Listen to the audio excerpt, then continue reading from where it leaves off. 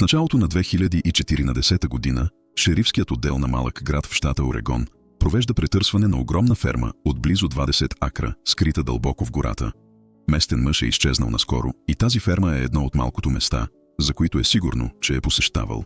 Още в началото на операцията един от заместник-шерифите обикаля около плевнята, когато забелязва нещо странно на земята. Отначало няма представа какво гледа, но колкото повече се приближава, толкова по-ясно става. Това откритие не само ще попадне на първите страници на вестниците в цялата страна, но и ще доведе разследващите до разкриването на нещо много по-зловещо. Случвало се години наред в това, на пръв поглед спокойно градче. Преди да продължим, ако обичате странни и мрачни истински истории, добре дошли. Качваме нови видеа веднъж или 2 пъти седмично, така че бутнете бутона «Харесай» и не му се извинявайте. Абонирайте се и включете известията. Продължаваме. По повечето стандарти животът на Сюзан Моника бил добър. Тя имала малък, но близък кръг приятели, добра работа като инженер и живеела в един от най-вълнуващите градове в света – Сан-Франциско, Калифорния. Но Сюзан не била щастлива. Големият град не бил толкова нейн избор, колкото резултат от обстоятелства. Дълбоко в себе си тя винаги предпочитала тишината, уединението и това да бъде сама. Неща, които били рядкост в Сан-Франциско. Много вечери след работа Сюзан се прибирала в апартамента си и просто седяла, мечтайки да напусне града, да живее извън системата, на собствена ферма, да отглежда храната си сама и да бъде напълно самодостатъчна. През 1991 година, когато била на 43, тя превръща тази мечта в реалност. Сюзан купува 20 акра земя, разположени в гората край малко градче в Орегон, наречено Уаймър. Това обаче не била истинска ферма. Нямало къща, нямало ток, вода или канализация, имало само дива природа. За Сюзан това било идеално.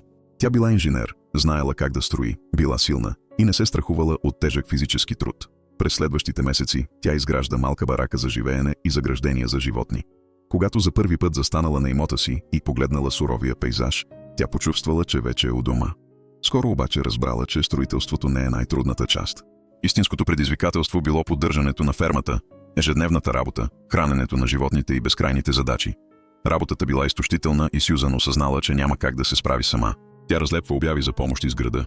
Започват да идват хора, повечето с труден живот, скитащи, без постоянна работа или с криминално минало. На Сюзан това не е пречело. Единственото й изискване било да работят здраво и да не нарушават спокойствието й. През следващите 20 години през фермата й минават десетки временни работници. Някои оставали за кратко, други за по-дълго, но всички рано или късно си тръгвали и повече никой не чувал за тях. До 1 януари 2014 година. Тогава Сюзан, вече на 66, стояла пред бараката си, когато видяла кола да се изкачва по пътя към имота й. Това било необичайно, защото почти никой не я посещавал. Колата спряла и от нея слезли 2 млади мъже и една млада жена. Те казали, че търсят баща си, Робърт Хейни, който им бил споменал, че работи във фермата срещу пари и живее в каравана на територията. Робърт редовно се чувал с децата си, но от месеци нямали контакт с него. Без телефон и без постоянен адрес, те нямали начин да го открият. Сюзан веднага си спомнила за него. Тя им разказала, че го е наела предишната пролет и че в началото бил тих, работлив и кротък, но през август поведението му се променило. Започнал да пие много, да не работи и да говори за отмъщение.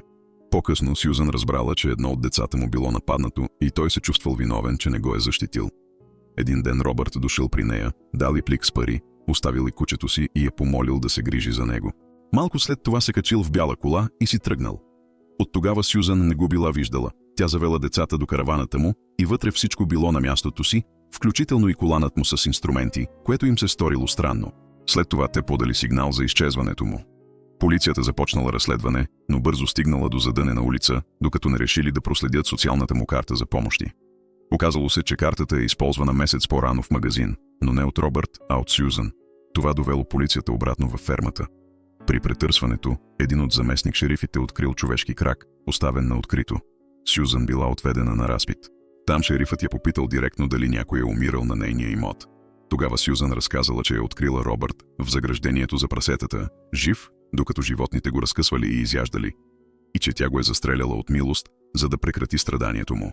Тя признала, че не е извикала полиция, защото се страхувала, че прасетата й ще бъдат умъртвени и че хората няма да купуват месото им.